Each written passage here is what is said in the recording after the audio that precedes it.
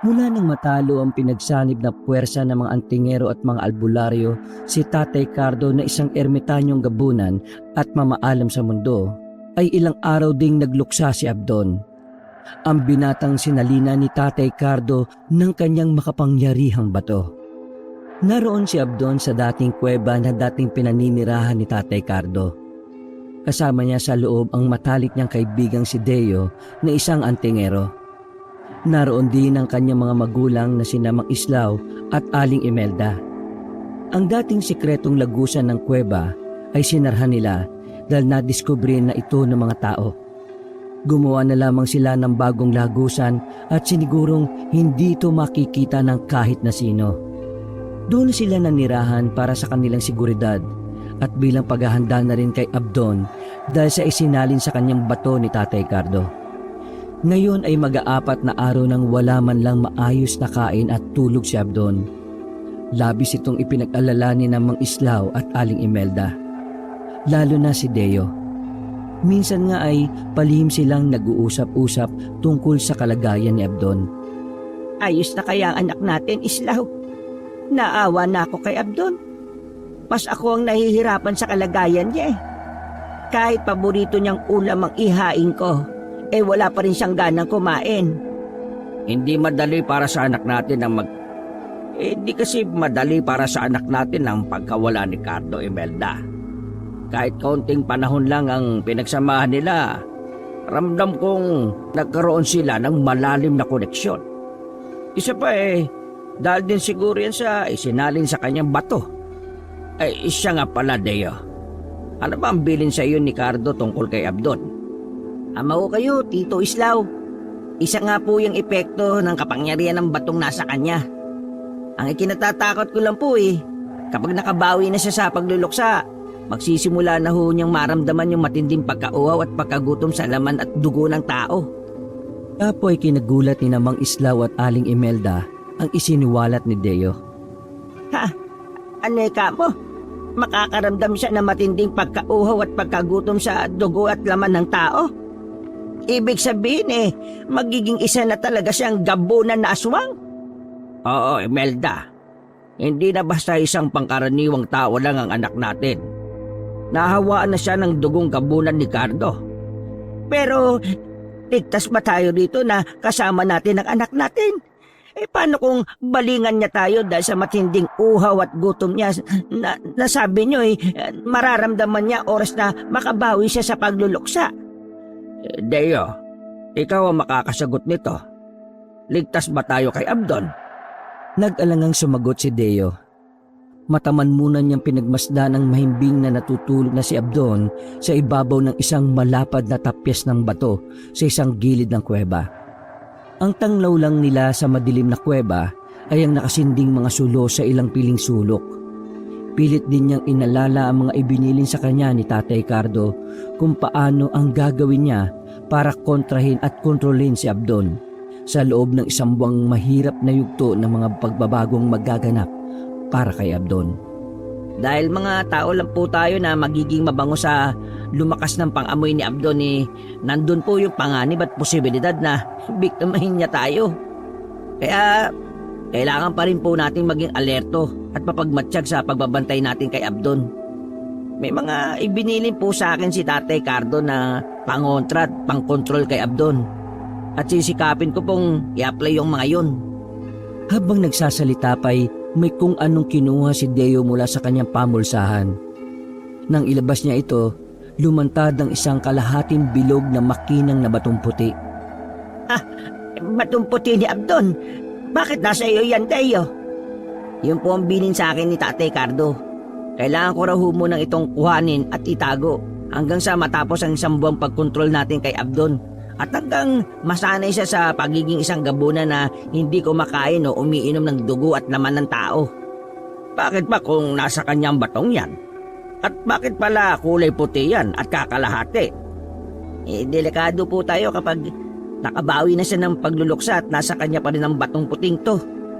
Naging kulay puti ho ito dahil dito po inilagay ni Tatay Cardo ang lahat ng nakopya niya kakayahan at kapangyarihan ko bilang isang antingero.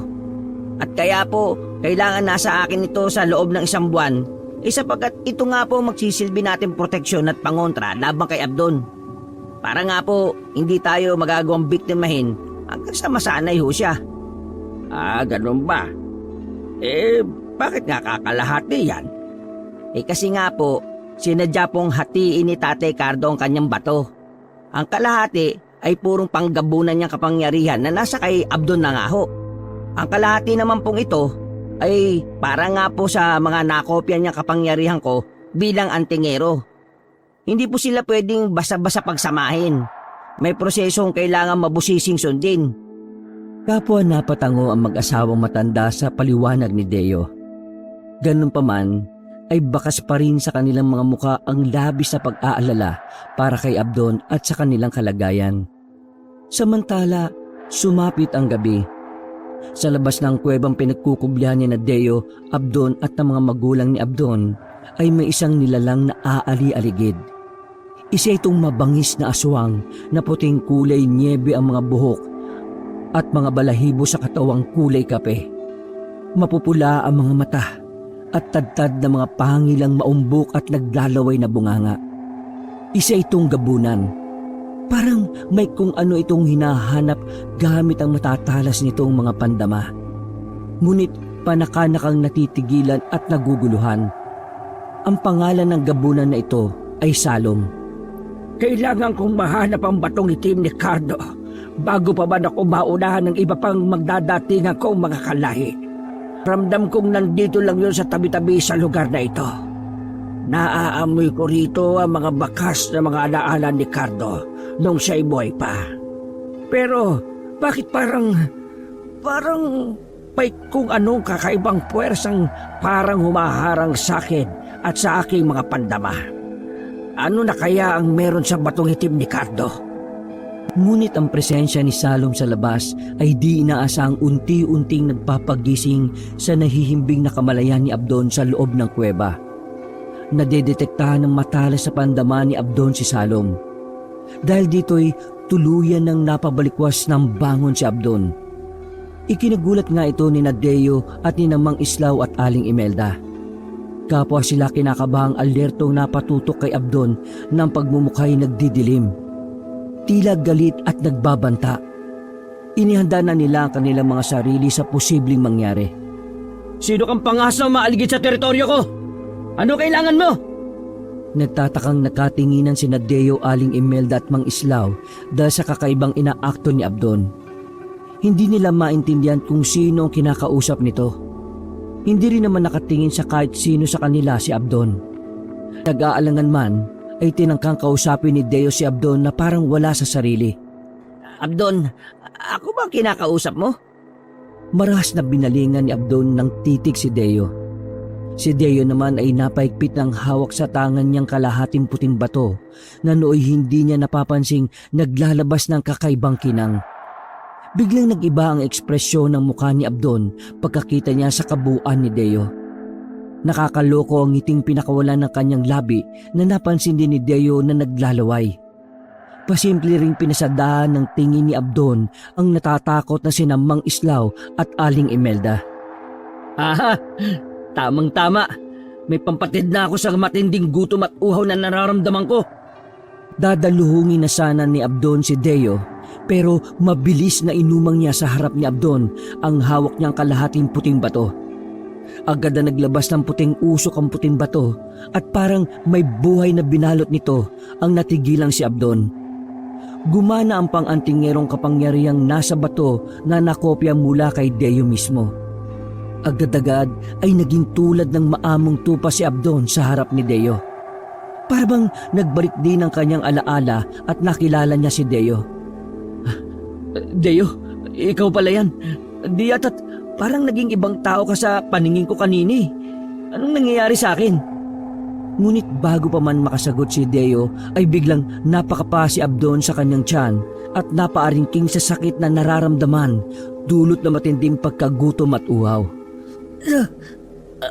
Ang tiyan ko. Gutom na gutom at sobrang nauuhaw na ako, Deo.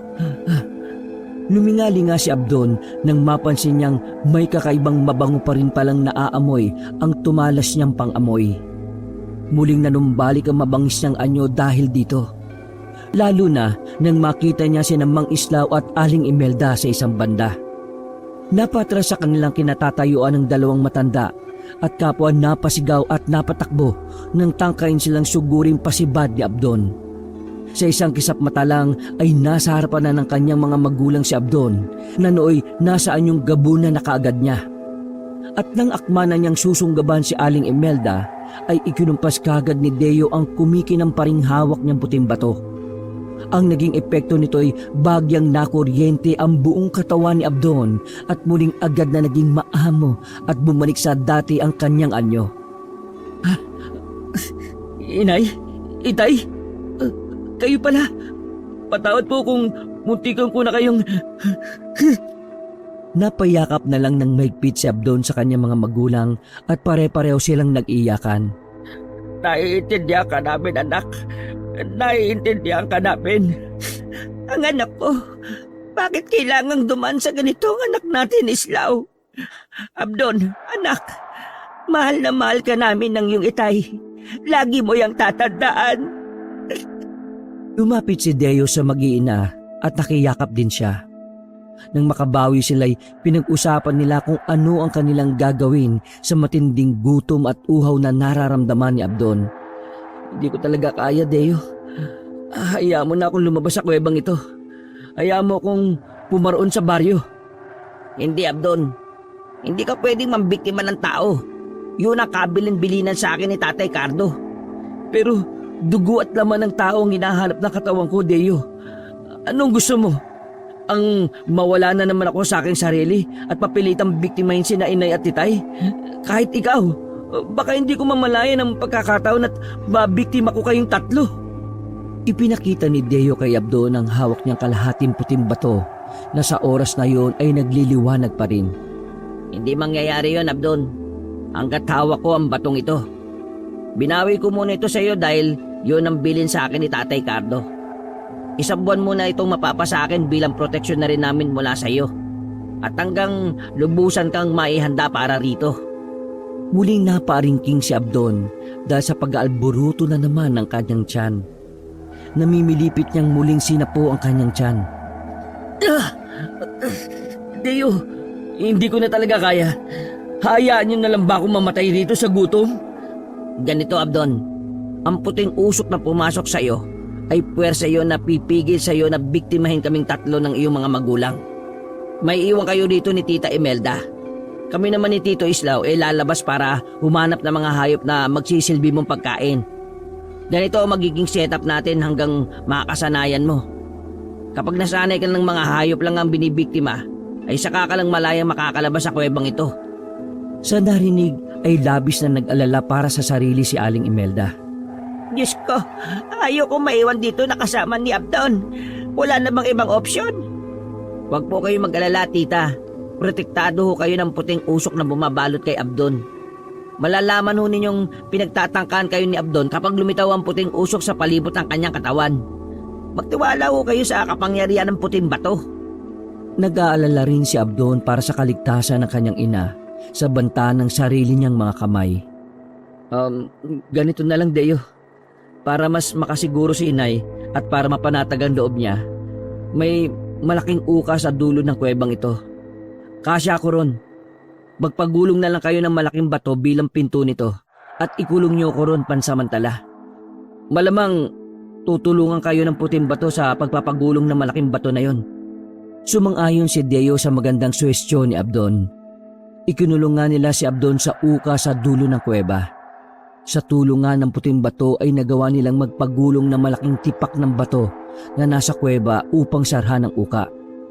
Naglaan lang sila ng maliit na siwang upang sa ganon ay may makapasok pa ring hangin sa loob ng uka para makahinga si Abdon.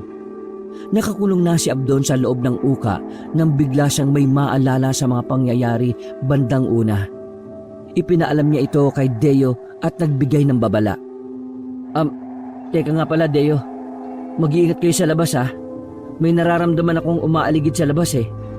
Isang di mapakaling nilalang na hindi ko alam kung ano ang pakay. Hindi ko alam kung yun ay antingero, aswang o albularyo o ano paman. Kaya maging alerto kayo. Ay, yun ba yung parang kinakausap mo kanina, anak? Opo, Itay. Kaya, Deo, mag-iingat kayo ha. Si Aling Imelda ay nataranta na naman sa narinig. Napatakbo nga siya at napakapit kay Mang Islaw. Diyos ko, ibig sabihin hindi pa rin pala ako ligtas sa kuwebang ito. Paano kung makapasok dito yung nilalang na yon? Pinarap ni Deo si Aling Imelda at inutusan itong lumapit sa kanya. Ano ang gagawin mo sa akin, iho? Pumikito kayo, tita. Lalagyan ko kayo ng proteksyon laban sa kahit anong masasamang nilalang mula sa puting batong hawak ko. Ang proteksyon nito ay hindi kayo madedetekta, makikita, maaamoy o mararamdaman ng mga engkanto, aswang o kahit ano pang alagad ng dilim na aksidente makakapasok sa kuwebang ito. Basta kapag may nakapasok ho dito, wag ho kayong magpapanika at pumesto ho kayo sa harap ng batong harang ni Abdon sa may uka. Matapos malagyan ni Deo si Aling Imelda ng proteksyon, ay gulat na napadilat ng mga mata si Aling Imelda. Paano'y naramdaman kagad niya ang kakaibang puwersang bumalot sa kanya. May kakaibang puwersang bumabalot sa akin, iho. Iyon na ba sinasabi mong proteksyon ko? Yun na nga, malamang, asawa ko. Siguro naman ay mapapanatag ka na ngayon at maaari na kaming lumabas ni Deo. Oh, sige. Maari na ninyo kaming iwan ni Abdon. Pero mag-iingat kayo sa labas ha. May umaligid raw sa labas.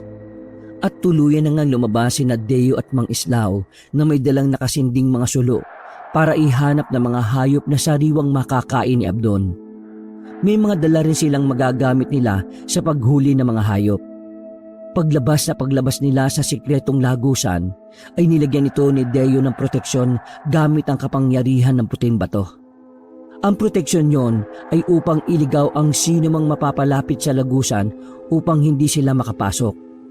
Samantala, ang aswang nagabunan na si Salom na nagtatago sa di kalayuan sa malapad na mga puno sa labas ng kuweba ay naalerto nang maramdaman niya ang kakaiba at malakas na puwersang kumukontra sa kanyang kapangyarihan bilang isang gabunan. Sa gulat niya sa bigat ng puwersang ito ay hindi niya namalayang pasibad siyang napatalilis palayo. Naramdaman ni Deo ang mabilis na pagkilos na yon ng gabunang si Salom. Kaya maging ang binatang antingero ay naalarma at inalerto ang kasama niyang si Mang Islaw. Totoo nga ho ang sinasabi ni Abdon, Tito Islaw. Narinig ho ba ninyo yung mga kaluskos kanina mula sa di kalayuan? Doon, sa mga puno. May nilalang na nagmamanma sa lugar na ito. Itinutok ni Mang Islaw ang hawak niyang sulo sa mga punong ininguso ni Deo. Naniningkit ang mga matang sinuyod nito ng tingin ang paligid ng mga puno. Anong nilalang na naman kaya ang nararamdaman mo, iho? Hindi na ganoon kalakas ang pandinig ko na tulad ng sa iyo Pero base sa nakikita ko, mukhang may gumalaw nga sa banda roon. Naglaglagan pa mga daon sa banda roon Puntaan kaya natin na tingnan. Nako, hindi na ho kailangan. Kung mapapansin niyo ang suotong medalyon, hindi ho ito umiilaw. Udyat po yun na nakalayo na ang kung anumang nilalang na yon. Isa pa ho'y baka natakot nang maramdaman ang puwersa ng hawak kong puting bato ni Tatay Cardo. Hindi ho may kakailang mas pinalakas nito ang mga kapangyarihang nakopya nito sa akin bilang isang antingero. Ganun ba?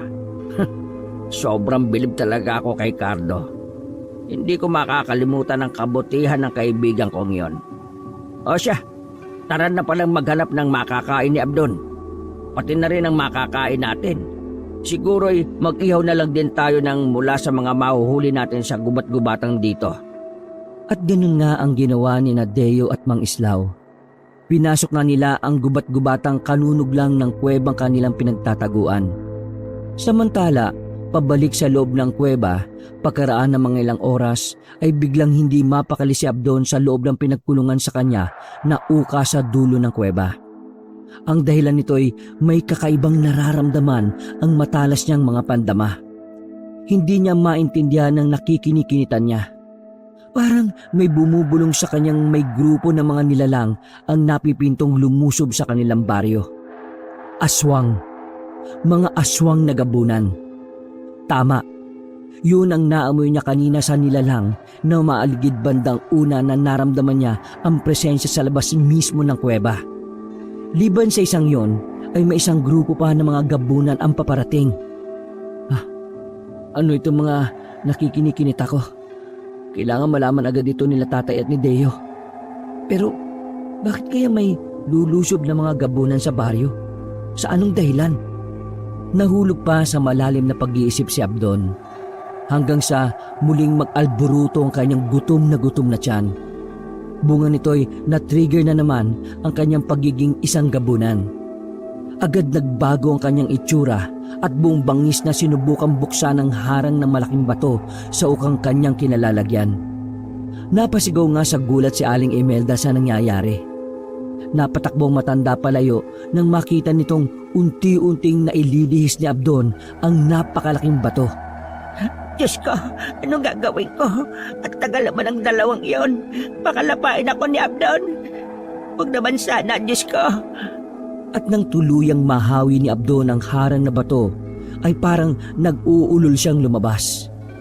Nang punto namang ito'y siya namang pagdating ni Nadeo at Mang Islaw na may mga buhat-buhat na nakataling mga hayop na buhay pa. Ang buhat ni Deo ay malaking baboy ramo.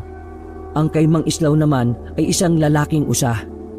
Sa may mga baywang naman nila ay nakasabit ang nakataling ilang ibon, kuneho at kung ano-ano pang maliliit na mga hayop. Sa halip na si Aling Imelda sana ang aatakihin ni Abdon, ay mabilis na pinakawalan ni Mang Islaw ang buhat niyang malaking lalaking usa nang makita niyang nakatakas na pala si Abdon. Nang tangkaing magpalukso-lukso ng usa para sana makatakas, ay ito ang agad pasibad na dinaluhong ni Abdon. At walang sabi-sabing brutal na nilapa ang kaawa-awang usa. Ay, haro Diyos kong Abdon kang bata ka. Asong ka na nga pala talaga. Ay nako, hindi ko makayanang tingnan. Bagyang yumukot nagtakip ng mga mata si Aling Imelda para hindi niya makita ang para sa kanya'y kasukasukang pagkain ni Abdon sa usa ng hilaw. Nanginginig din ang kanyang katawan. Ano pat inalalayan siya ni Mang Islaw. Si Deo na may nagmamadaling dinala ang buhat niyang baboy ramo sa uka sa dulo ng kuweba kung saan unang ikinulong si Abdon. Pinakawalan niya roon ang baboy ramo saka muling ibinalik ang nahawing malaking harang na bato sa tulong na batong puti ni Tatay Cardo. Makaraan ay binalikan niya si Mang Islaw at Aling Imelda. Deo, sa tingin mo ba sapat na kay Abdon ng isang usa ngayong gabi? Sa tingin ko, sapat na ho ito, Tito. Oras na maubos niya ang usa, ay mahimbing na ho siyang makakatulog hanggang kinaumagahan. Ay, ganun ba? Kung ganun pwede na tayong maganda naman na para sa mahahapunan nating tatlo. Ikaw, Imelda, anong hayop ang gusto mong ihawi natin ngayong gabi? Hindi ko alam kung makakakain pa ako ng maayos matapos kong makita kung paano kumain ng buhay na usa si Abdon. Pero sige, pipilitin ko. Inihaw na karne ng ibon o kuneho ayos na sa akin, Islaw. Magtiis na lang ho tayo, tita, sa loob ng isang buwan. Pasasaan ho ba't masasanay din tayo kay Abdon? Ama, at si Abdon masasanay din na kumain ng mga hayop kalaunan at magiging maayos din ang lahat. Nang gabing yon ay naging maayos naman ang hapunan ng apat sa loob ng kuwebang yon. Lingid nga lang sa kanilang kaalaman na hindi rin napansin ni Abdon dahil inaantok siya karaka-raka pagkaubos niya ng isang buong usa, ay muling bumalik ang gabunang aswang na si Salom sa bisinidad, malapit sa pinagtataguan nilang kuweba. Bandang kaagahan ay lihim niyang minanmanan si Nadeo at Mang Islaw sa gubat-kubatan noong nangangaso sila ng mga hayop. Lihim din itong sumunod sa kanila hanggang sa bigla na lang naglaho sa may sikretong bagong lagusan papasok ng kuweba. Saan kaya pupunta ang dalawang ito? Bakit sila biglang naglaho banda rito? At yung matanda? Bakit parang may bahid amoy siya ni Cardo? Ano kaya ang koneksyon ni Cardo sa matandang yon? Hindi kaya sila ang nakapatay kay Cardo? Paano ko kaya mababawi ang batong itim ni Cardo mula sa kanilang mga kamay bago pa man magdatingan dito mga kalahi kong gabunan? Hindi pwedeng mapasa kamay nila ang bato ni Cardo. Mukhang kailangan ko ng sumugal sa pagkakataong ito. bahala na. Pagsapit ng kinabukasan, walang naging problema si Deo at Mang Islaw at Aling Imelda kay Abdon. Sa umaga kasi ay normal lang siyang tao. Tuwing gabi lang siya inaatake na matinding uhaw at gutom sa laman at dugo. Pero ang kanyang mga pandama ay nananatiling mas malakas sa karaniwan. Tulad na lang ng umagang ito. May kung anong nadedetekta na naman ang kanyang matalas na pandama. Deo, Tay, Nay, huwag mo na kayong lalabas ng kuweba ha. Oh, bakit Abdon? May kakaiba ka bang nararamdaman sa labas? May panganib na nagbabanta sa atin? Nilapitan ni Abdon si Deo. Meron, Deo.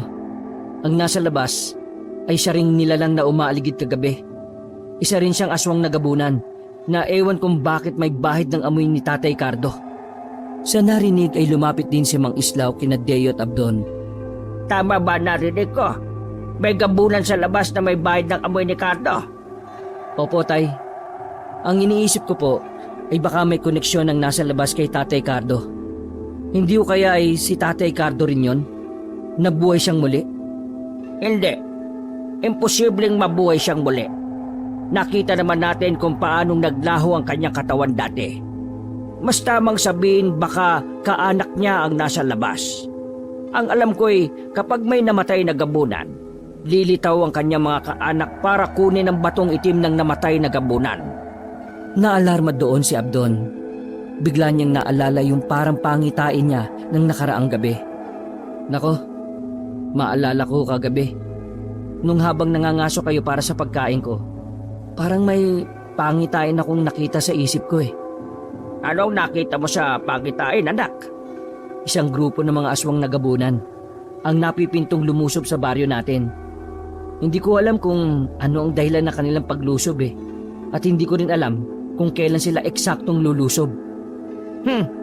Malamang konektado ang pangitain mo Abdon sa batong itim ni Tatay Cardo. Pwedeng ang grupo ng mga aswang na yun ay ang mga kamag-anak lahat ni Tatay Cardo. Nako, hindi maganda ito. Si Cardo lang ang mabuting gabunan sa kanilang angkan. Lahat sila puro mababangis na mga masasamang mga gabunan. Paano natin sila tatalunin yan?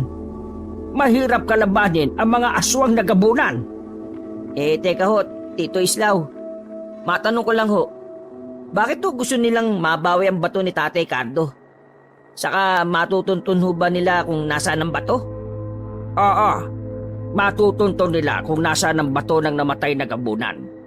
Ang bato kasing may iwan ay kusang maglalabas ng matapang na amoy na kusa ring aabot sa mga kamag-anak ng namatay. Saka kaya gusto nilang mabawi ang bato ay dahil magiging doble ang lakas ng sino mang unang makakahanap nito. Nagkatinginan sina Deo at Abdon at sabay ring napalingon sa bandang lagusan ng kuweba. Halatang iisa ang nasa kanilang isip. Yung nasa labas po, naiisip ko. Bakit kaya napakabilis niyang naparito? Di ba tay, sa Antique pa ang probinsya ng angkan ni Tatay Cardo? May palagay akong may ibang pakay pa ang sino mang yon na nasa labas. Malamang Abdon, harapin na ba natin ang nasa labas? Nako, mag-iingat kayo. Binabalaan ko kayo. Ang mga gabuna kalahi ni Cardo ay mga tuso. Huwag ko kayong mag-alala, Tito. Nasa amin naman po ang bato ni Tatay Cardo eh. Alam niyong lubhang makapangyarihan ng kanyang mga bato. Lalo na ho itong puting batong ito. Alam ko, pero mag-iingat pa rin kayo at maging alerto. Huwag niyong hahayaang makuha mula sa inyo ang mga bato. Lumabas na si Abdon at Deo sa kuweba. At pagkalabas nila'y napansin ni Deo na naglalabas ng kakaibang liwanag ang hawak niyang puting bato. Ha? Tingnan mo Abdon, nagliliwanag yung puting bato. Oo nga. Anong ibig sabihin niyan, Deo? Ikaw nakakaalam ng tungkol sa mga kapangyarihan ng isang antingero eh. Udyat ito na ang nilalang na nasa paligid lang natin ay hindi kalaban. Isa siyang kakampi. Oo, kakampi ni Tatay Cardo. Ha? Paanong? Naudlot ang pagsasalita ni Abdon nang walang ano-ano'y may pasibad na biglang lumapit at nagpakita sa kanila. Isa itong matandang lalaki na pares ni Tatay Cardo at may mahaba rin buhok at balbas na kulay puti. May hawak itong tungkod at medyo hukot na ang katawan. Sa pagkabigla ni na Abdon at Deo ay bahagya silang napaatras, ngunit alerto pa ring umasta upang depensahan ng mga sarili. Sino kayo? Anong pakay niyo sa amin? Narinig ko sa usapan niyo ang pangalan ni Cardo. Siya nga pala, ako si Salom. Matalik kong kaibigan si Cardo.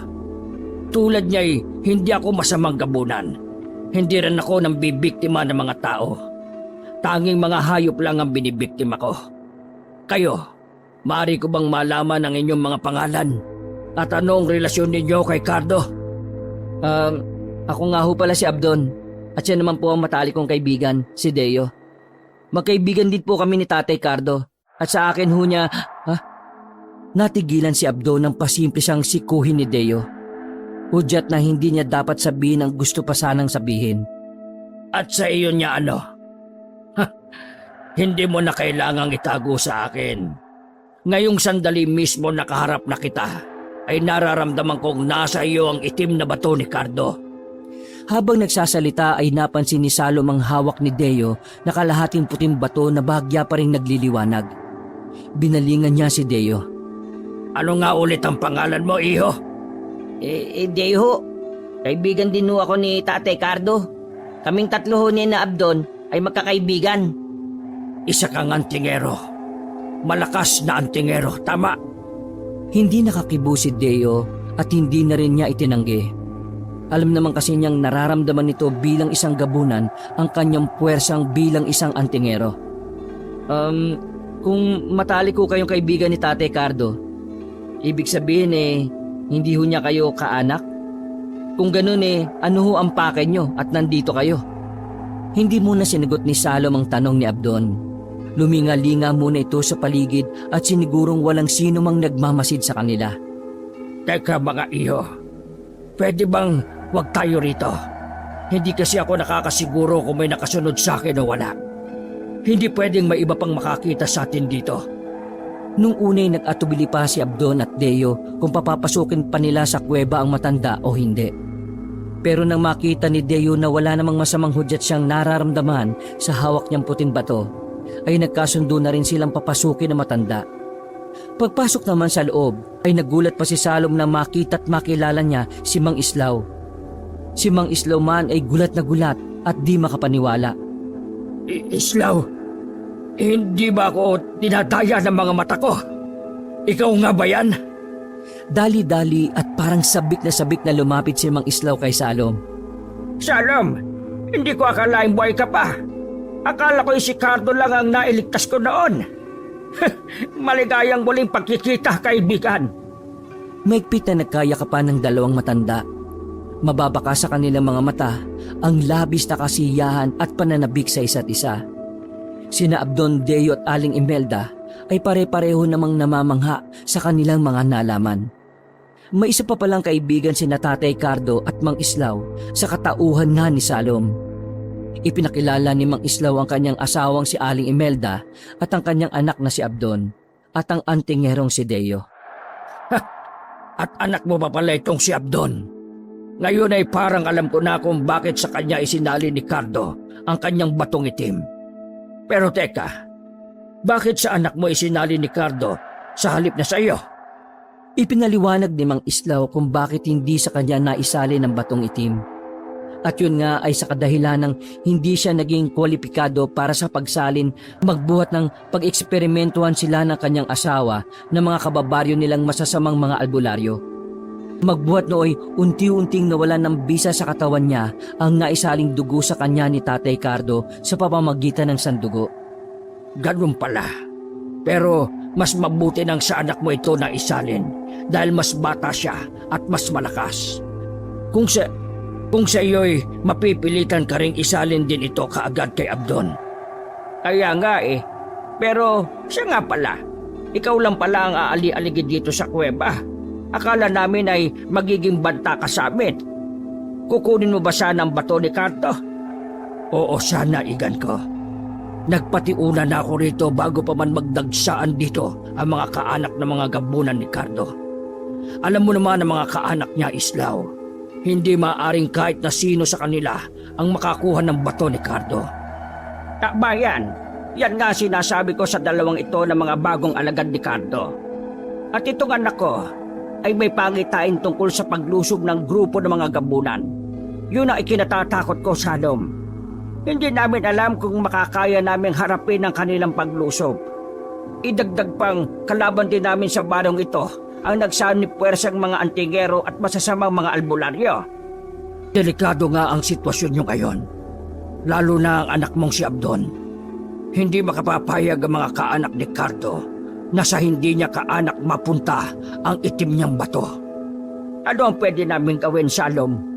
Itong si Abdon ay hindi pa lubusang naihahanda. Hindi pa niya lubos na nagagamay ang mga kakayahan niyang panggabunan. Baka may alam kang paraan, Igan, kung papaano mapapabilis ang proseso. Para kung lubusob man yung mga kaanak ni Cardo, meron kaming laban. Napaisip ng malalim si Salom. Kapag kadakay, napatuon ng pansin niya kay Deo at sa hawak nitong kalahating puting bato. Maingat na lumapit siya sa nagtatakang binatang antingero. Sinalat niya ang hawak na kalahating puting bato ni Deo gamit ang dulo ng kanyang tungkod. Bunga nito'y may spark na nagtalsikan sa pagkakadaiti ng baston sa puting bato na ikinagulat kapwa ni Salom at Deo. Talagang malakas ang kapangyarihang nakapaloob sa puting batong ito. Pero ang tanong ko lang, bakit meron ka nito? At bakit kakalahati at kahugis sa mga batong naming mga gabunan? May hindi ba ako alam na dapat kong malaman? Ito po yung galing din kay Tatay Cardo. Ang kalahati po nito na kulay itim ay na kay Abdon po. Ito pong kalahati ay naging puti dahil dito po ipinasok lahat ni Tatay Cardo ang mga nakopya niya kapangyarihan ko bilang isang antingero. Nasa akin po ito pansamantala dahil yun po ang bilin sa akin ni Tatay Cardo. Ganun ba? Ibig sabihin ay hindi pa buo ang bato. Kung ganun ay mahina pa si Abdon. Talagang wala siyang panama laban sa paparating na mga kaanak ni Cardo. Pero itong batong puti, ito ang nakikita kong malakas na panlaban natin. Kaso ang problema ay hindi pa handa si Abdon para tanggapin ang kalahating batong puti. Ayon kay Cardo ay 1 buwan pang paghahanda pa ang kailangan para masabing handa na siya. Sa tingin mo ba'y madali lang ang pagsasanib puwersa ng puting bato at itim na bato? Muling malalim na napaisip si Salom. Inabot din ng mga kalahating oras silang tahimik lang na nag-iisip. Matapos ito'y muling nagsalita si Salom. Ang durasyon ng paghahanda ay nakadepende sa bilis ng pag-angkop ng tumatanggap ng batong itim. Ang 1 buwan ay maaring mapaiksi. Oo nga no. Bale, ano ang posibleng pinakamaiksing durasyon ng paghahanda? Posible bang 1 linggo lang? Oo, Islaw. Posibleng-posible. Pero kailangan ng puwersahang pagsisikap kay Abdon. Hindi madali, pero kailangan. Lalo na ngayon napipintong puntahan tayo ng mga kaanak ni Cardo. Sa puntong ito ay sumingit na si Abdon dahil siya naman ang pinakasangkot sa mga nakatakdang mangyari. Matanong ko lang ho, hindi po ba ako delikado kung pupuwersahin natin ang mas maagang pagsanib ng batong itim at batong puti sa loob ko? Paano ho kung hindi kayanin ng katawan ko? Ano ang posibleng mangyari sa akin?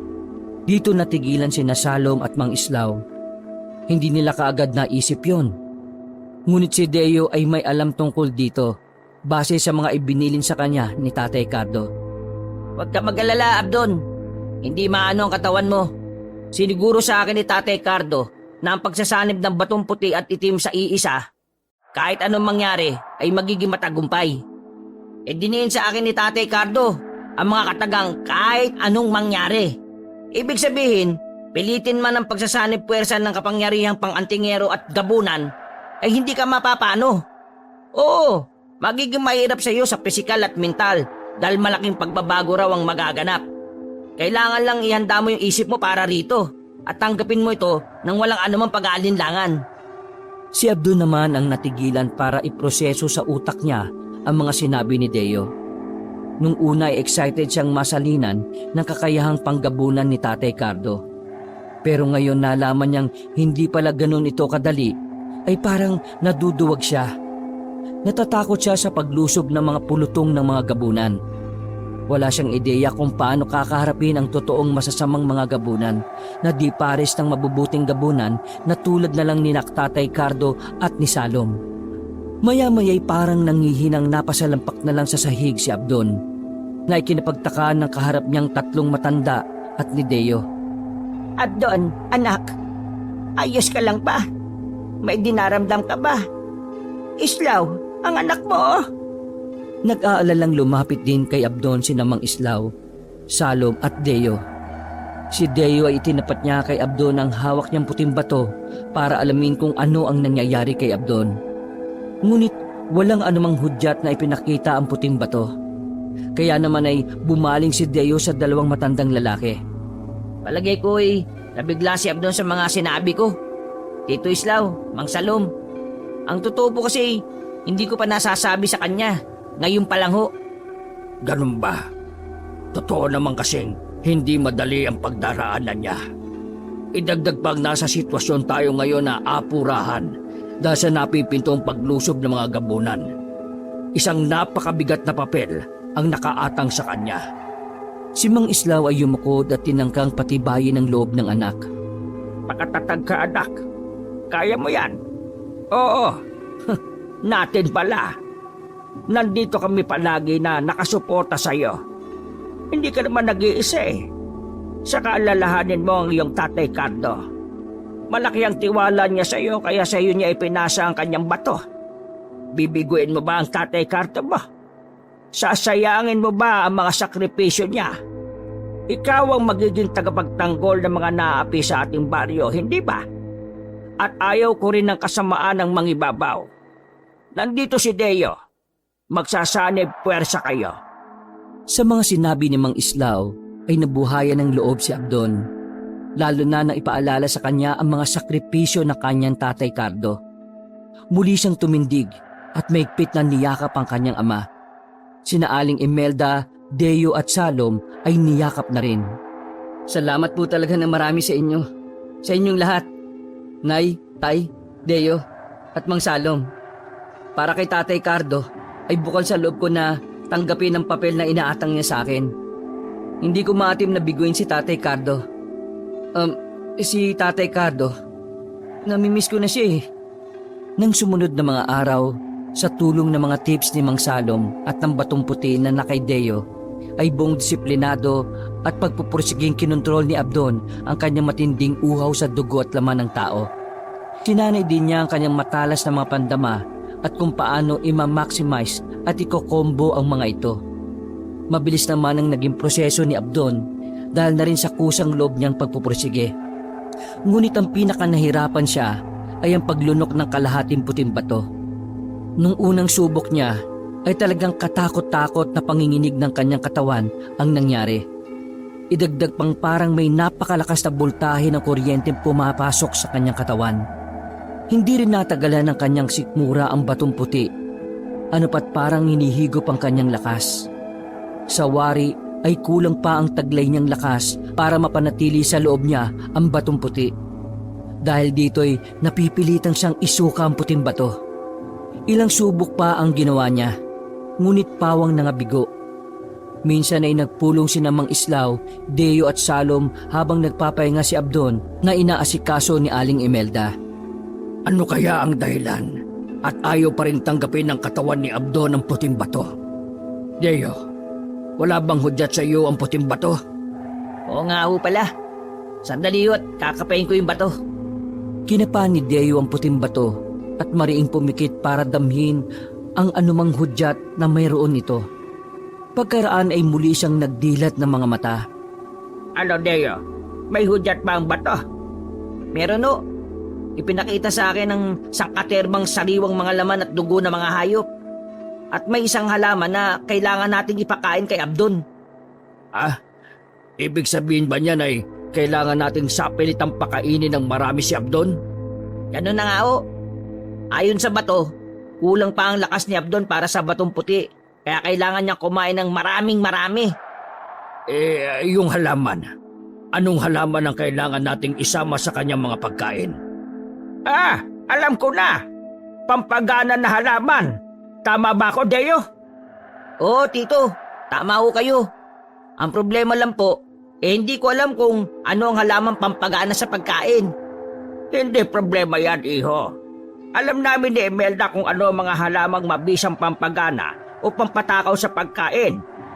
Imelda, halika rito. Ano nga ulit yung halamang pampalakas ng pagganang kumain? Agad namang iniwan ni Aling Imelda ang natutulog na si Abdon sa ibabaw ng malaking tapyas na bato at lumapit kina Mang Islaw. Pampagana ba sa pagkain ni Kamo, Islaw? Bakit? Wala ka na naman bang ganang kumain? Hindi para sa akin, Imelda. Para sa anak natin.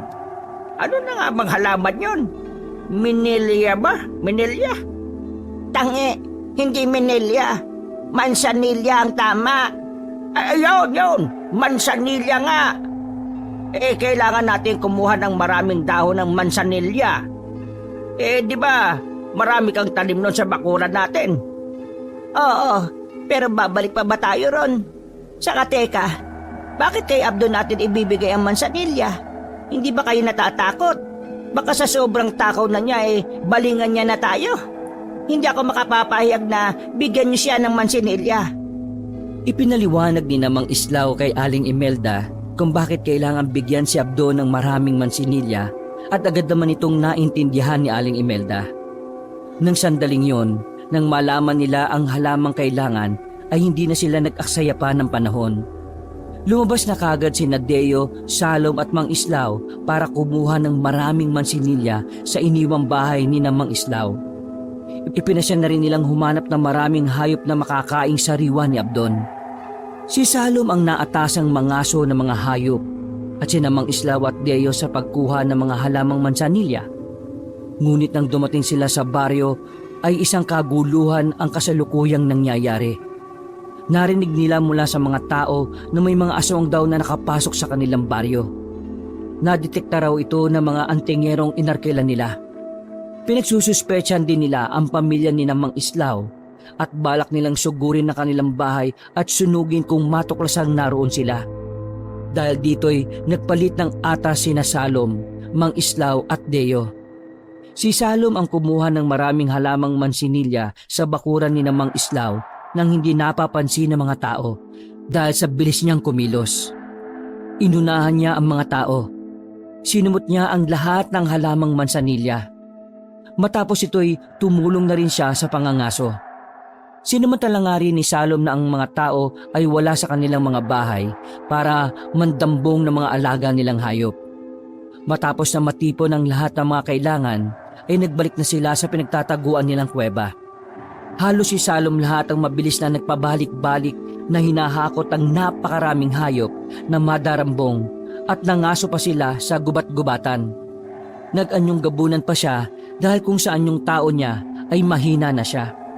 Sakto naman pagkabalik nilang lahat sa loob ng kuweba ay gising na si Abdon at gutom na. Kaagad na inihain nila kay Abdon ng ilang hayop na sa tingin nila ay mauubos kagad niya.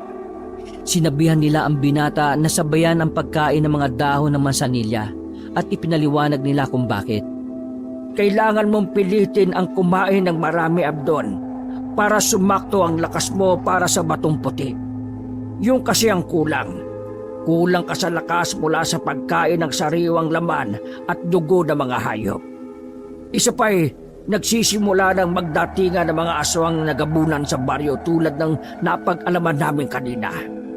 Kaya kailangan mabuo na rin ang mga bato bago pa maging huli ang lahat. Wala namang naging pag-angal si Abdon. Ang totoo'y naisip na rin niya yon. Hindi lang niya agad masabi sa kanyang mga kasama. Siya nga pala, Deo. Antingero ka, hindi ba? Nakasisiguro ka bang ligtas tayo rito at hindi tayo matutunto ng mga aswang nagabunan na pares ko? Oo, safe po tayo rito. Bali, may seal po yung kuwebang ito dahil dito sa puting bato eh.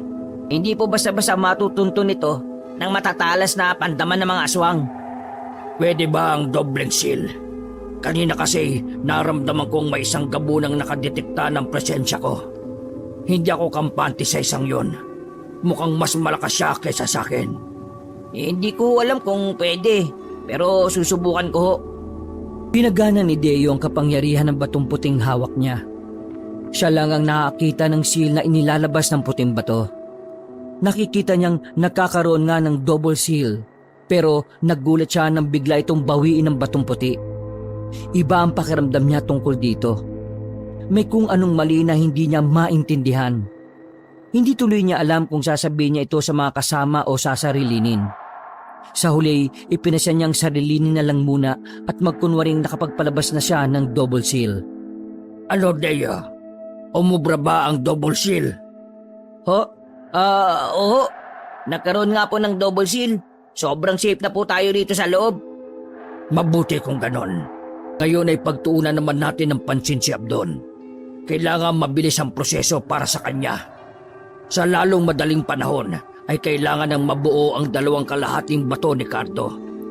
Ang mga kaanak niya ay naparito na sa baryo. Habang nagsasalita si Salom, ay may kakaiba pang napansin si Deo sa shield ng kuwebang kinaroroonan nila. Ang shield sa bandang lagusan ay may kakatwang ipinapakita na hindi lubos na alam ni Deo kung ano ang ibig sabihin. Bigla siyang kinabahan sa pwedeng mangyari. Ilang araw pa ang nagdaan, ay nagpatuloy ang katakawan ni Abdon sa pagkain at pag-inom ng sariwang laman at dugo ng mga hayop sa tulong ng dahon ng mansanilya. Si Deo naman ay patuloy na inoobserbahan ang abnormalidad ng shield ng kuweba sa bandang lagusan nito. May isa pa palang napansin si Deo. Ito ay may kinalaman naman sa hindi pangkaraniwang excitement ni Salom na mabuo na ang mga bato ni Tatay Cardo. Napapansin niyang parang kumikislap ang mga mata nito sa tuwing napapasulyap sa hawak niyang kalahating puting bato. At minsan isang gabi, dito na nagsimula ng tuluyang pagsalakay ng mga aswang na gabunan ng mga kamag-anak ni Tatay Cardo sa baryo ni Abdon. Ngunit sandali lang nilang binulabog ang mga tao sa baryo. Hindi naman kasi talaga ang mambiktima ng mga tao ang pinapakay nila. Sa halip ay ang unahing mahanap ang bato ni Tatay Cardo. Ang ilan pa nga sa kanila'y binantaan nila ang mga tao na uubusin sila kung hindi nila ituturo kung saan namatay si Tatay Cardo. Dahil sa matinding takot, ay binanggit nila kung saan at yun nga ay sa isang tagong kuweba sa gilid ng bundok sa kanilang baryo. Samantala, sa loob ng kuwebang pinagtataguan ni Abdon ay may kakaiba ring nagaganap. Bigla na lang kasing may di nakikitang nilalang ang nakapasok sa lagusan ng kuweba. Naalarma nga si Deo nang mapansin niyang may hudyat ng babala ang hawak niyang puting bato. Ipapaalam sana niya ito sa mga kasama, ngunit nagulat siya nang makita niyang biglang parang may humigop na pisikal sa katawan ni Sala. Ngunit nagulat siya nang makita niyang biglang parang may humigop sa pisikal na katawan ni Salom. Nag-iiba ang mukha nito at nagiging pagkapangit-pangit at sobrang nakakatakot ang anyo. Isang aswang na gabunan. Isang masamang aswang na gabunan! Tito! Tita! Lumayo kayo sa kanya! Dito kayo sa likod ko! Ang naalarma ring mag-asawa ay dali-dali namang sumunod kay Deo. Si Deo naman ay inumang ang hawak niyang puting bato sa direksyon ng masamang gabunan. Napansin din niya ang di nakikitang nilalang kanina ay unti-unting nagbihis sa anyo ni Salom. Ang totoong si Salom. Si Abdon naman sa kabilang banda ay nasa isang sulok lang. Walang kamalay-malay sa mga nangyayari dahil mahimbing na natutulog dahil sa labis na kabusugan. Ako ang totoong Salom, Deo. Ang isang yan ay impostor at ginamit ang katawan at katauhan ko upang lansihin kayo at para makuha niya ang buong bato ni Cardo. Mabuti na lang ay nakatakas ako sa pinagkulungan niya sa akin. Hindi niya alam na may limitasyon ng paggamit niya sa katauhan ko sapagkat hindi ako katulad niyang masamang gabunan. Siya si Aragon, ang pinakamalakas sa mga kaanak ni Cardo. At noon pa niya gustong-gustong makuha ang bato ni Cardo. Sa mga sinabi ng totoong si Salom ay nagwala sa galit sa Aragon.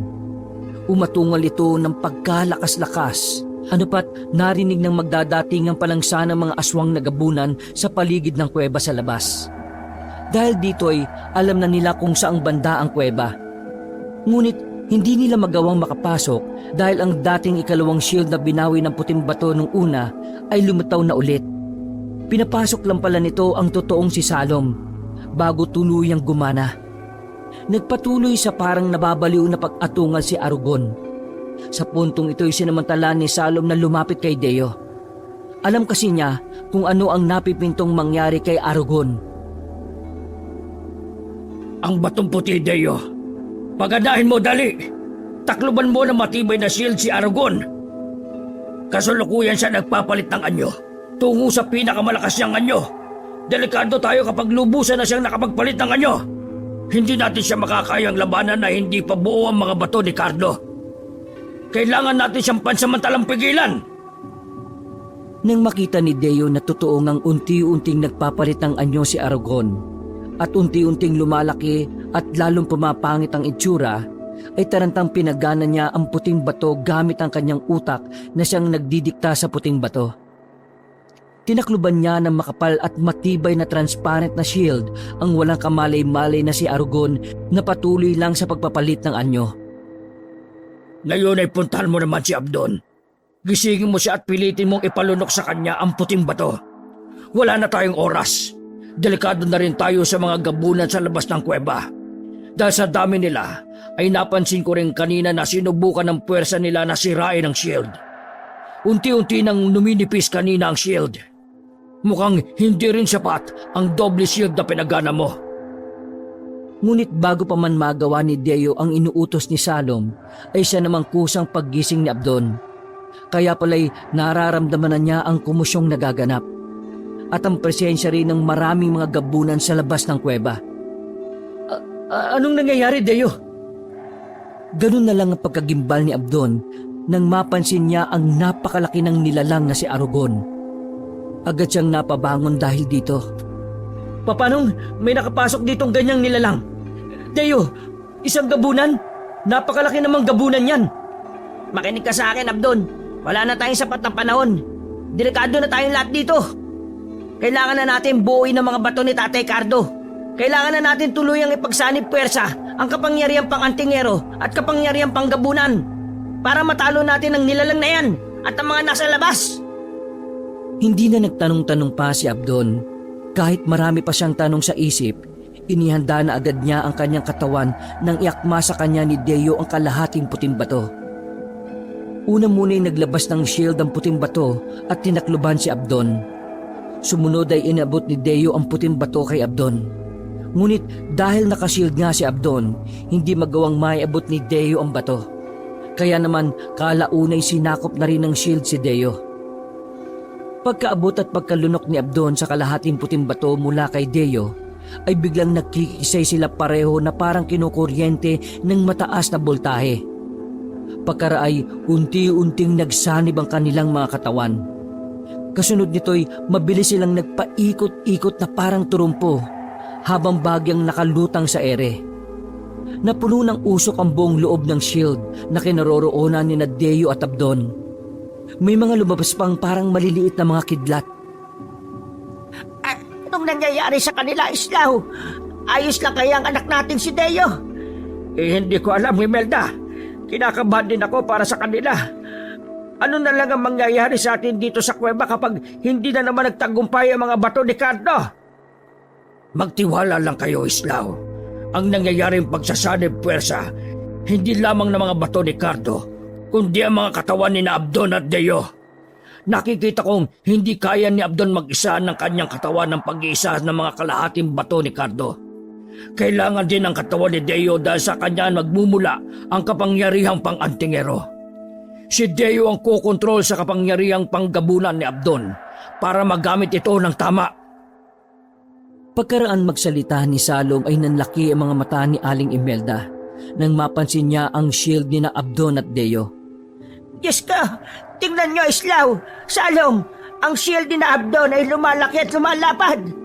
Ano na kayang nangyayari sa dalawa dun sa loob? Diyos ko po, natatakot na talaga ako. Pareho ring nanlaki ang mga mata ni Mang Islaw at Salom nang ang usok sa loob ng shield ni na Abdon at Deo ay unti-unti nang napalis. Ang bumulga naman ngayon sa kanilang paningin ay isang malahiganting gabunan na hindi lang mga buhok ang kulay puti, kundi pati ang buo nitong katawan. Ang pisikal na anyo nito ay parang sa katawan ni Hulk. Maskuladong namimintog ang mga ugat. Ang mga mata naman nito'y nagbabagang pula at ang muka'y parang sa taong lobo. Nang mapadako ang tingin ng malahiganting nilalang na ito sa dako ng tatlong matatanda, ay katakot-takot na umatungal ito na halos yumanig sa buong puwersa. Naglaglagan pa nga ang ilang mga bato sa kuweba. Kamuntikan pang tamaan ng tatlong matatanda kung hindi lang naging maagap ang nilalang na agad silang tinakluban ng matibay at makapal na shield. Ang shielding yon ay may invisibility. Sa puntong ito'y tuluyan ni ring nakapagbagong anyo ang gabunang si Aragon. Naging malahiganti rin ang anyo nito at sobrang bangis ng anyo. Puti rin ang mga buhok at balahibo nito. Ngunit ang balat ay mamula-mulang kulay kape na may guhit-guhit pang itim sa kung saang-saang parte. Pagkalalaki at marami ang mga pangil nito sa maumbok nitong bibig. Nakakatakot ding umatungal si Aragon nang makita niya ang kinalabasan ng pagsasanib ni Nadeo at Abdon. Agad itong umakman ng pagsugod, pat nasira nito ang shield na nakataklob dito. Isang napakatindi, madagundong at nakakapangilabot na labanan ng dalawang uri ng malahiganteng gabunan ang naganap sa loob ng kuweba. Dahil sa tindi nito ay halos magsimulang gumuho ang kuweba. Bunga nito'y nataranta ang tatlong matatandang sinamang Islaw, Aling Imelda at Salom nang makita nilang nagbabagsakan ng malalaking tipak na mga bato at lupa. Pati ang mga gabunan nag-aabang sa labas ng kuweba'y nagsimula na ring magpasukan. Ang double shield din kasi ng kuweba'y tuluyan ng nalusaw. Ay, matatabunan na tayo, Islaw! Salom, mamamatay na yata tayo! Kalma ka lang, Imelda. Nilagyan tayo ng matibay na shield ni na Abdon. Basta't kumapit ka lang, huwag kang hiwalay sa akin. Ikaw naman, Salom, anong gagawin natin? Baka tugisin din tayo ng nakapasok na mga gabunan. Hindi tayo makikita ng mga gabunan. Nilagyan din ni na Abdon ng invisibility ang shield natin. O siya, kumapit kayo ng mahigpit sa akin at pasibad ko kayong itatakas papunta sa iligtas na lugar. Pero, teka Salom, paano si Abdon at Deo? Hindi ka ba tutulong sa kanila? Oo nga pala, mukhang dihado ang dalawa dahil, tingnan nyo, inatake rin sila ng nakapasok na mga gabunan. Sige na, kumapit na muna kayo ng maigpit sa akin.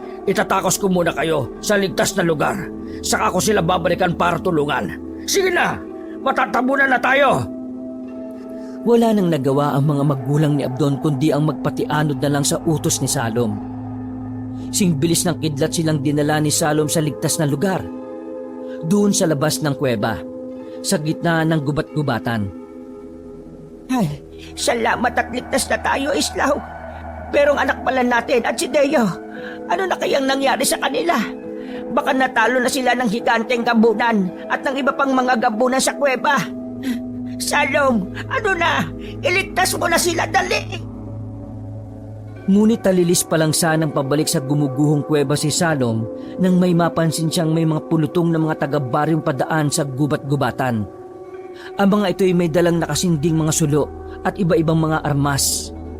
Pinangunahan sila ng grupo ng mga antingero at mga albularyo. Naririnig nila ang hiyawan ng mga ito. Lulusubin daw nila at lilipunin ang lahat ng mga aswang na gabunan na pumaroon sa kuweba kung saan nila pinatay dati si Tatay Cardo. Diyos ko, heto na naman ang mga nagsabwatang mga antingero at masasamang mga albularyo.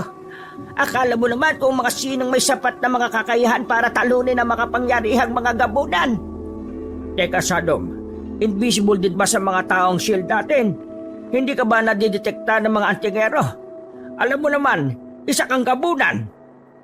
Oo, invisible din ang shield natin sa mga tao. Ligtas kayo rito. Basta huwag kayong gagawa ng anumang ingay. Ako ang hindi ligtas sa mga antingero kaya kailangan ko nang balikan si na Abdon at para tuloy mabalaan ko na rin sila tungkol sa tangkang paglusob ng mga taga-baryo. Mabilis na nakabalik si Salom sa gumuguho pa ring kuweba. Labis siyang nag-alala nang makita niya ang kaawa-awang kalagayan ng higanting gabunan ni Nadeo at Abdon na pinagtutulungan ng mga gabunan at ng higante ring gabunan na si Aragon. Kung dati simputi ng niebe ang buhok at katawan ng higante ni na Abdon, ngayon ay panay bahid na ng dugo. Patuloy ang pag-aalingaw-ngaw ng ingay ng matinding labanan. Sinubukang sumigaw ni Salom para tangkang lituhin ang mga kalabang gabunan at tuloy para ipaalam na rin ang napipintong paglusob ng mga taga-baryo sa kuweba. Malakas ang loob niya dahil alam niyang may shield siya at invisible din. Don, Deo, pumunta rin dito ang mga taga-baryo. Balak nilang sunugin ang kuweba. Tulad ng inaasahan ay nabulabog nga at nalito ang mga kalabang gabunan. Nagtatakang nagpalinga-linga sila dahil sa umaalingaw-ngaw pang tinig ni Salom. Sinamantala ito ng higante ni na Abdon. Simbilis ng kidlat na binigyan nito ng malakas na uppercut si Arugon, gamit ang matutulis at matatalas nitong mga kuko. Nagmistulang papel lang na napunit at humiwalay ang ulo ni Arugon mula sa kanyang katawan. Bumulwak ang masagana nitong dugo. Sa nasaksihan ay natakot ang iba pang mga gabunan.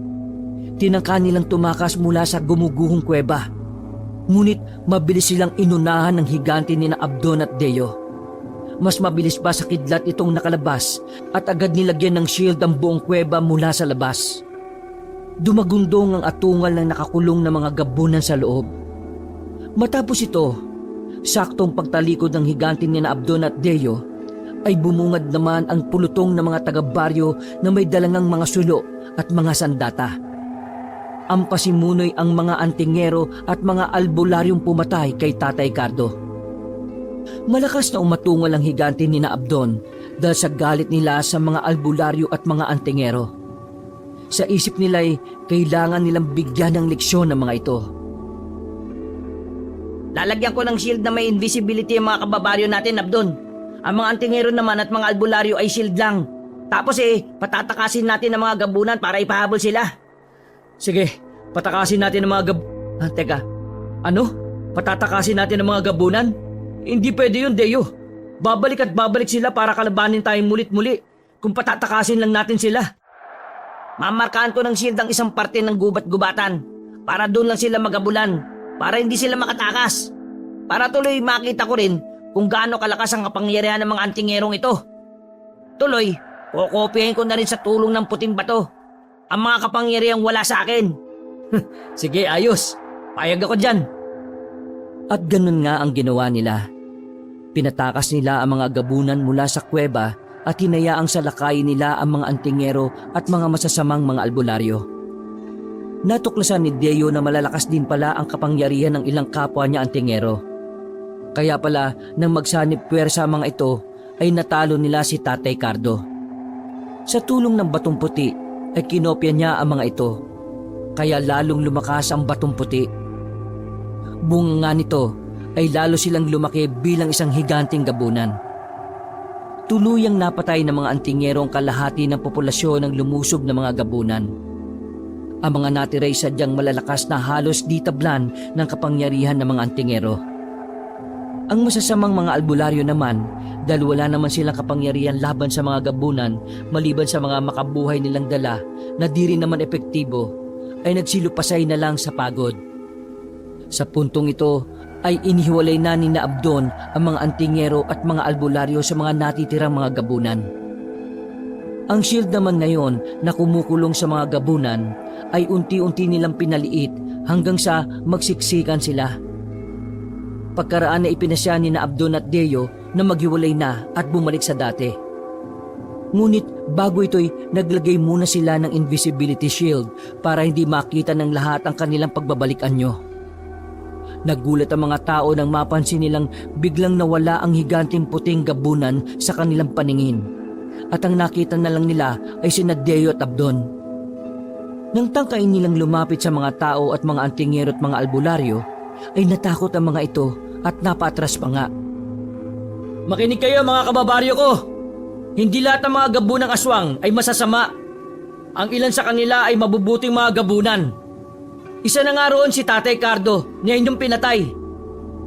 Kaya lang naman niya pinatay noon ng mga ilang albularyo ay dahil sa kanilang malabis na pananamantala sa mga mahihirap nating mga kababaryo. Ayaw lang ni Tatay Cardo ng mga tulad nila na mga mapagsamantala at ginugulangan ng kanilang kapwa. Ang nakita rin ninyong higanting puting gabunan kanina, hindi rin masamang gabunan yon. Kung gumagawa kayo na mabuti sa inyong kapwa kababaryo, ay hindi kayo nito sasaktan.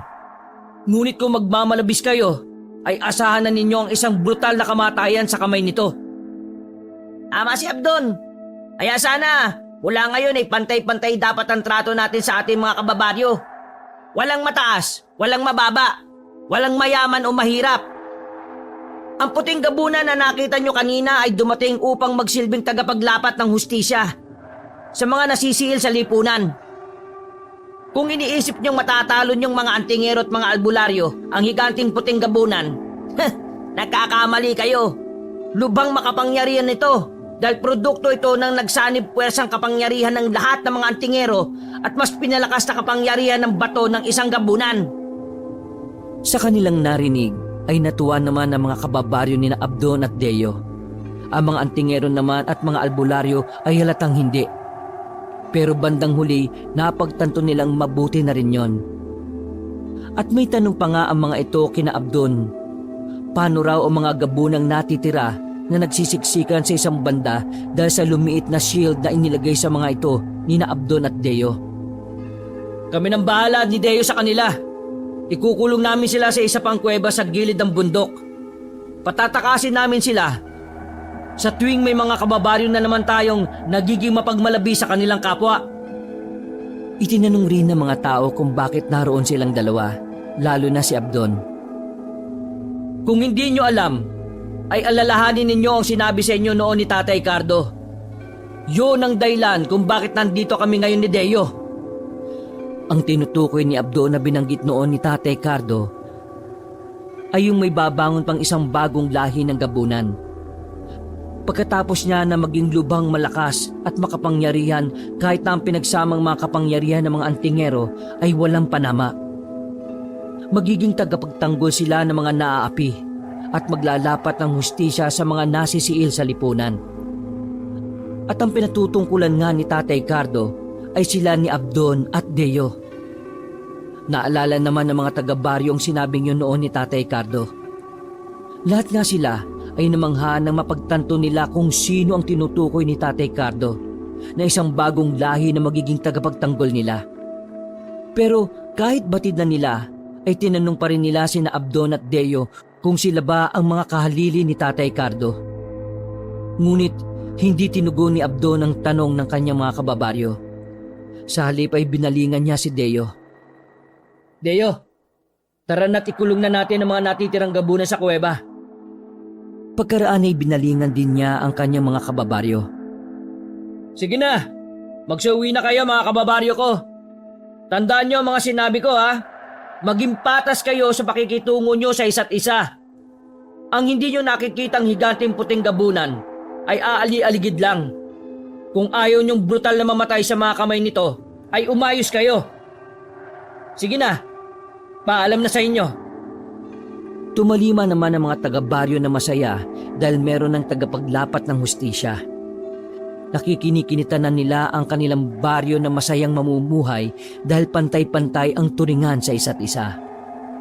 Samantala, matapos maikulong ni na Abdon at Deo ang natitirang mga gabunan ng mga kaanak ni Tatay Cardo sa isang kuweba sa gilid ng bundok na medyo may kalayuan sa gumuhong kuwebang dati nilang pinagtataguan, ay may naalala si Deo. Teka Abdon, nasaan pala sina Tito Islao at Tita Imelda? Pati si Imang Salom. Nakko, naiwan yata natin sila sa gumuhong kuweba. Dahil dito'y dali-dali nilang binalikan ang gumuhong kuweba. Hindi naman ito lubusang gumuho. Karamihan ay may mga bato lang na nagbagsakan. Pero halos kamuntikan na itong hindi mapasok. Hinanap nila si Salom at ang mga magulang ni Abdon. Pero nabigo silang mahanap ang mga ito. Nang lalabas na sana sila, ay napansin ni Deo na biglang kuminang-kinang ang hawak niyang puting bato. Nang maghiwalay sila ni Abdon, ay bumalik din ito sa kanya. Hindi tuluyang nagsanib sa iisa ang mga bato nila ni Abdon. Ang dahilan nito'y hindi nakakayanin ng iisang tao o katawan lang ang pagsasanib ng mga kaputol na mga bato ni Tatay Cardo. Dahil sa pinalakas ng ang taglay nitong kapangyarihan. Kasunod ng pagkinang-kinang ng puting bato, ay nagulat din si Deo nang sa paligid ay may isa pang bagay na kumikinang-kinang. Ang itim na bato ni Aragon. Ang itim na bato ni Aragon. Kunin mo, Abdon. Maalala ko yung mga sinabi ni Mang Salom tungkol sa mga bato ng mga namatay na gabunan. Lalakas ang kapangyarihan ng gabunang makakakuha ng mga ito. Tama, kunin mo, Abdon, para lalo kang lumakas. Paniguradong magiging mas malaki na naman ang higante natin kapag nagsanib tayong muli. Natuwa si Abdon doon. Agad niyang kinuha ang itim na bato ni Aragon. Bumalik din pala tayo sa may gubat-gubatan kung saan napatay ang mga antingero ang kalahating mga gabunan kanina. Tsak, nandun din ang kanilang mga bato. Pagbalik ni na Abdon sa gubat-gubatan, ay nagulat pa sila sa nadatnan nila doon. Nandun na pala si Namang Islaw at Aling Imelda. Maigpit siyang nakipagyakapan sa mga ito, maging si Deo. Si Salob naman ay kasalukuyang abala sa pagtitipon ng mga batong itim ng mga namatay na mga gabunan. Pagkatipon nito ng lahat ng mga bato, ay masaya at masiglang lumapit ito kay Abdon. Eto Abdon, para sa iyo ang lahat ng makapangyarihang mga batong ito. Magmula ngayon ay ikaw na ang lubang pinakamakapangyarihang gabunan na nabuhay kailanman. Salamat kay Cardo at naging posible ang lahat ng ito. Napaluha si Abdon nang marinig niya ang pangalan ni Tatay Cardo. Tinanggap niya ang mga bato mula sa kamay ni Salom at maingat niya itong iniangat sa ere na parabang iniaalay sa kung sinong hindi nakikita sa paligid. Tatay Cardo, nasaan ka man? Maraming salamat sa lahat ng naging sakripisyo mo. Salamat sa pagkakataong mapili mong maging tagapagtanggol ng mga naapi at tagapaglapat ng hustisya sa mga nasisiil. Hindi ka namin bibiguin ni Deo. Tatay Cardo, hindi ka namin makakalimutan. Mahal na mahal ka namin. Wakas,